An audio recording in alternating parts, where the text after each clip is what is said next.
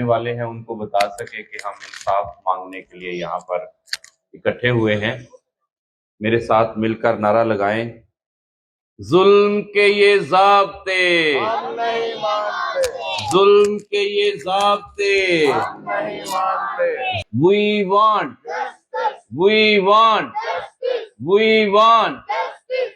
want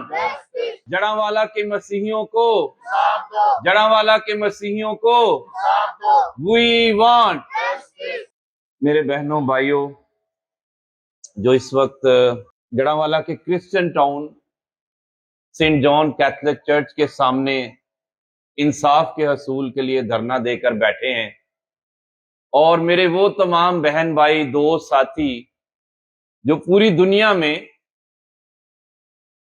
ہمیں دیکھ رہے ہیں، ہماری بات کو سن رہے ہیں، میں سب سے پہلے آپ سب کو بتانا چاہتا ہوں کہ یہ جو بہن اور بھائی پچھلے 5 دنوں سے یہاں پر دھرنا دیے بیٹھے ہیں اور یہ 24 گھنٹے یہیں پر ہیں، میں لاہور سے ان کا حوصلہ بڑھانے کے لیے آیا ہوں۔ 16 اگست 2025 کو جب انہوں نے یہ دھرنا شروع کیا تھا تو اس دن بھی میں یہاں پر موجود تھا، اور آج دوبارہ یہ پیغام دینے کے لیے آیا ہوں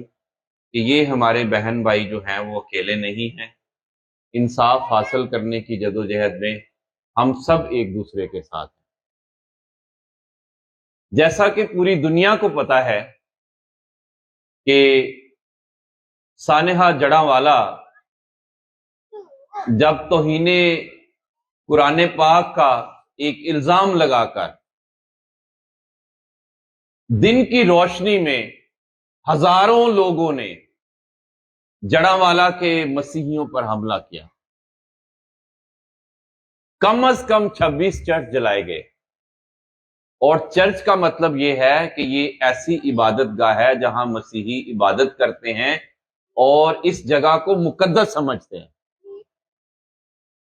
جس طرح سے ہمارے مسلمان بہن بھائی اپنی مسجد کو مقدس سمجھتے ہیں، وہاں عبادت کرتے ہیں، ہمارے سکھ بہن بھائی گردوارے کو مقدس سمجھتے ہیں، وہاں عبادت کرتے ہیں، اسی طرح سے گرجا گھر یا چرچ مسیحیوں کے لیے عبادت گاہ ہے اور مقدس ہے، جہاں پر بائبل مقدس پڑھی ہوتی ہیں، جہاں پر ہمارا جو پاک نشان ہے صلیب یا کراس وہ موجود ہوتا ہے، پھر اور جو مقدس چیزیں ہیں، مقدس ظروف ہیں، وہ چرچ کے اندر موجود ہوتے ہیں۔ تو 16 اگست 2023 کو ہزاروں کی تعداد میں لوگوں نے جب حملہ کیا تو 26 چرچ جلا دیے گئے۔ چرچ جلانے کا مطلب یہ ہے کہ نہ صرف بلڈنگ جلائی گئی بلکہ اندر جو بائبل مقدس تھی ہزاروں کی تعداد میں ان کو بھی جلایا گیا۔ اس کا مطلب صرف چرچ کی بے حرمتی نہیں ہوئی، مسیحیوں کی جو مقدس کتاب ہے بائبل، انجیل مقدس، اس کو بھی جلا کر اس کی بے حرمتی کی گئی۔ پھر اسی چرچ جہاں پر ہم اس وقت چرچ کے سامنے بالکل بیٹھے ہیں، اسی چرچ کے اوپر چھت پر چڑھ کر صلیب کو ہتھوڑوں کے ساتھ توڑا گیا۔ صلیب جو ہے مسیحیوں کے ایمان کے مطابق وہ تمام ایمانداروں کے لیے نجات کا باعث بنے، اس لیے مسیحی صلیب سے محبت کرتے ہیں، اس کو پاک سمجھتے ہیں، لیکن اس کو ہتھوڑوں سے توڑ کر نیچے جو ہے وہ گرایا گیا، اور یہ ایک چرچ میں نہیں ہوا، ہر چرچ میں ہوا۔ پھر صرف چرچوں کے ساتھ نہیں ہوا، یہاں مسیحیوں کی جو بے شمار بستیاں تھی وہاں پر بلوائیوں نے، انتشاریوں نے، دہشت گردوں نے لوگوں کے گھروں پر حملہ کیا۔ پہلے وہاں سے لوٹ مار کی، لوگوں کی موٹریں، لوگوں کے کمبل، لوگوں کی بکریاں، مرغیاں، پتہ نہیں کیا کیا لوٹ کر لے گئے۔ اس کے بعد گھروں کو بھی آگ لگائی گئی، گھروں کو توڑ پھوڑ کیا گیا وہاں پر، اور جو ہمارے مسیحی بہن بھائی تھی ان کو اپنی جان بچانے کے لیے اپنے گھر چھوڑنے پڑے، اور کتنی تکلیف کی بات ہوگی کہ آپ اپنی ہی آنکھوں کے سامنے جو ہے وہ اپنے جلتے ہوئے گھر کو دیکھ رہے ہو۔ پھر خاص طور پر ہماری جو جوان بچیاں تھیں، ہماری جو مائیں بہنیں تھیں، وہ جب گھر سے چھوڑ کے چلی گئیں تو ان کے پاس رہنے کے لیے کوئی جگہ نہیں تھی۔ ان کو کھیتوں میں چھپ کر کھلے آسمان تلے رات گزارنی پڑی، اپنی جان بچانے کے لیے، اپنی عزتیں بچانے کے لیے۔ تو یہ وہ سارا منظرنامہ ہے، یہ وہ ساری تباہی ہے جو 16 اگست 2023 کو ہوئی۔ پھر کیا ہوا کہ سانحے کے بعد یہاں اس وقت کے وزیر اعظم بھی آئے، اس وقت کے چیف جسٹس بھی آئے، اس وقت کے وزیر اعلیٰ بھی آئے، اور کئی جو حکومتی عہدیدار تھے یہاں پر آئے، بڑے وعدے ہوئے، بڑے الفاظ استعمال کیے، بڑے جملے بولے گئے۔ ہم ہر انسان کا شکریہ ادا کرتے ہیں جو یہاں پر آیا، لیکن اس سارے کا کچھ فائدہ ہوتا اگر جڑاں کے مسیحیوں کو انصاف ملتا۔ 2 سال گزر چکے ہیں، باوجود اس کے کہ مقدمات انسداد دہشت گردی کی عدالت میں چل رہے ہیں، جہاں پر ٹرائل جو ہے وہ عمومی طور پر تیز رفتاری سے چلتا ہے، سپیڈ سے ہوتا ہے، لیکن 2 سال گزرنے کے باوجود کسی ایک بھی ملزم کو جس نے جلاؤ گہراؤ کیا یہاں، جس نے انتشار پھیلایا، کسی کو سزا نہیں ہوئی۔ کسی بھی مقدمے کا ابھی تک کوئی فیصلہ نہیں ہوا۔ اور لالا جی نے آپ کو بتایا ہے کہ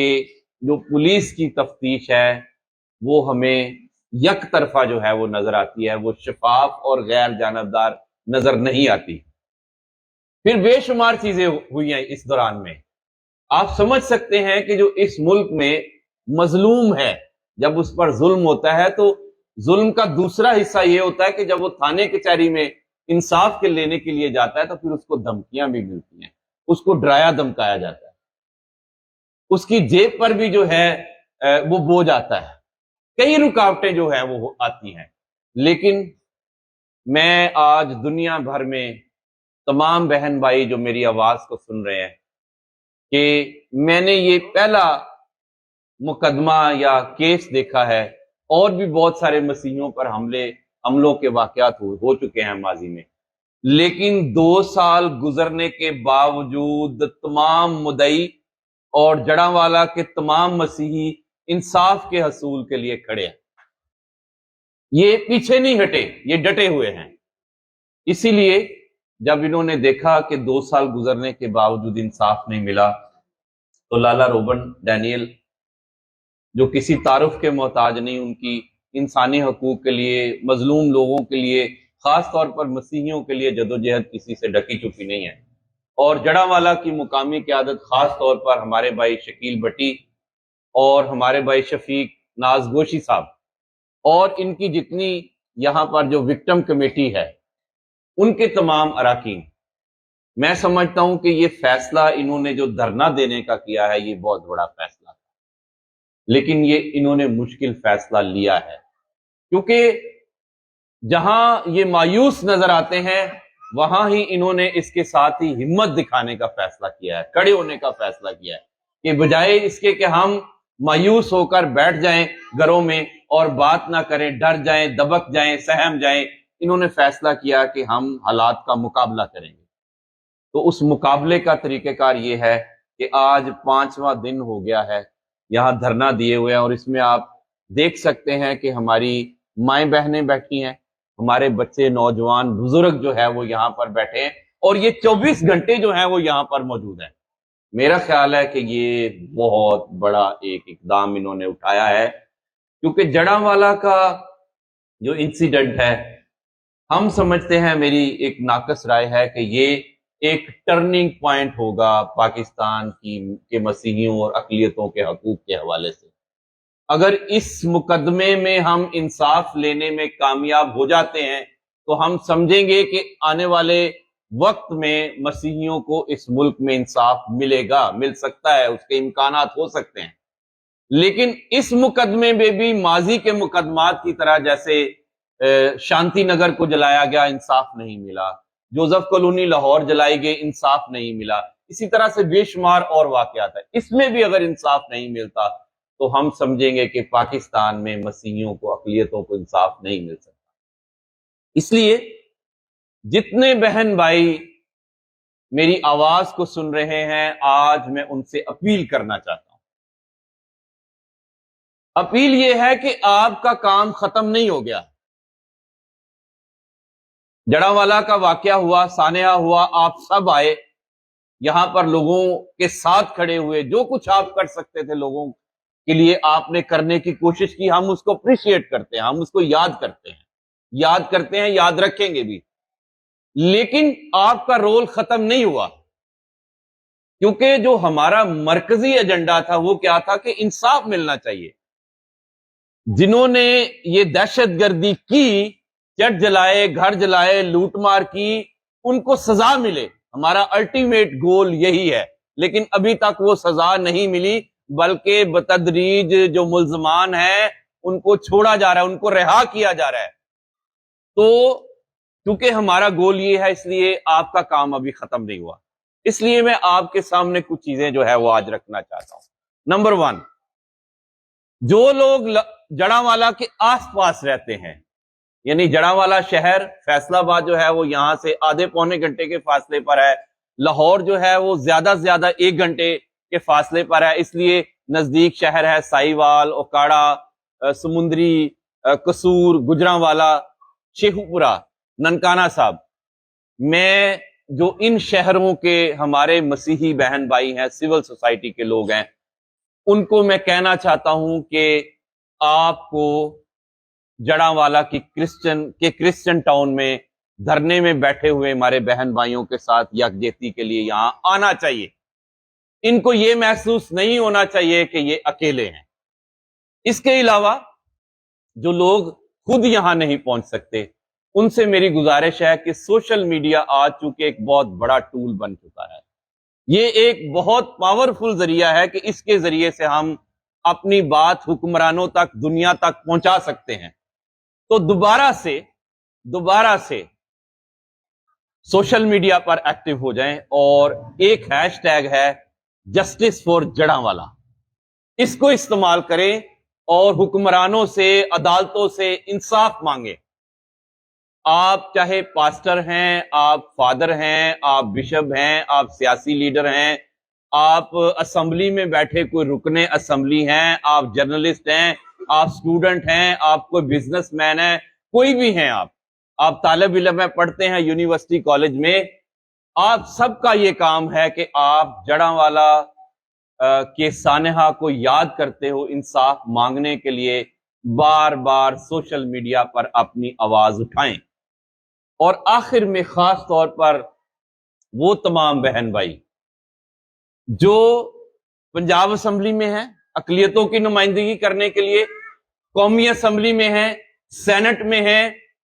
बलोचिस्तान असेंबली में हैं, खैबर पख्तूनख्वा असेंबली में हैं, या आप सिंध असेंबली में हैं, मेरी आपसे हम्बल रिक्वेस्ट है कि आप जड़ावाला के इंसिडेंट को ना भूलिए। आज ये इंसिडेंट, ये नाखुशगवार वाकया सानेहा जड़ावाला के मसीहियों के साथ हुआ है, कल को ये आपके साथ भी हो सकता है। पाकिस्तान में अदम बर्दाश्त, इंतहा पसंदी, नफरत खास तौर पर जितनी बढ़ चुकी है, ये किसी वक्त भी पाकिस्तान में कुछ भी हो सकता है। इसलिए आप ना समझे कि ये जड़ावाला के मसीहियों के साथ हुआ है तो आपके साथ नहीं हो सकता, आपके साथ भी हो सकता है। इसलिए वक्त है कि आप जब भी आपको मौका मिले, एक करारदाद जो है वो लेकर आए अपनी अपनी असेंबली में, और इंसाफ मांगे उस करारदाद के अंदर। ये बताएं ऐवान में बैठे हुए लोगों को कि 2 साल हो गए हैं, अभी तक जड़ावाला के मसीही जो है वो इंसाफ के मुंतजिर हैं। ये लोगों को बताएं और काली पट्टियां बांध कर जाएं, माथे पर काली पट्टियां जो है वो बांधें। और क्या ही अच्छा हो कि जितने अरकान असेंबली हैं वो इत्तेहाद करें आपस में, और जड़ावाला के हवाले से कोई खास करारदाद जो है वो लेकर आए, ताकि इस सूबे की वजीर आला मरियम नवाज शरीफ साहिबा, इस सूबे के IG पुलिस, इस सूबे के गवर्नर, इस सूबे के जो मिनिस्टर्स हैं, उन तक हमारी बात पहुंचे, ताकि उनको एहसास हो कि उन्होंने जड़ावाला के लोगों के लिए इंसाफ के हसूल के लिए अपनी आवाज उठानी है, उनके साथ खड़े होना है। मैं इन्हीं अल्फाज के साथ एक मर्तबा फिर यहाँ जो धरना कमेटी के अरकान हैं, मेरे तमाम दोस्त साथी, उनका हौसला बढ़ाना चाहता हूँ, उनके साथ यकजहती करना चाहता हूँ, और जितनी हमारी बहनें हैं उनको ख़ास तौर पर मैं अप्रिशिएट करना चाहता हूँ कि वो अपने घरों के काम काज छोड़कर इस धरने की जगह पर बैठती हैं, क्योंकि ये आसान काम नहीं है। ख़वातीन के पास करने को बड़े काम होते हैं, उन्होंने बच्चे भी संभालने हैं, खाना भी पकाना है, कपड़े भी धोने हैं, और भी बड़े काम करने, और हमारे जो भाई हैं वो भी काम काज करके बाहर से आके यहाँ पर बैठते हैं। तो मेरा ये ख्याल है कि यही जो कमिटमेंट है, यही वो जज्बा है, यही वो हौसला है, यही वो जुर्रत है जो आहिस्ता आहिस्ता जो है वो हमें उस तरफ लेकर जाएगी कि हम इन हालात का मुकाबला कर सकें।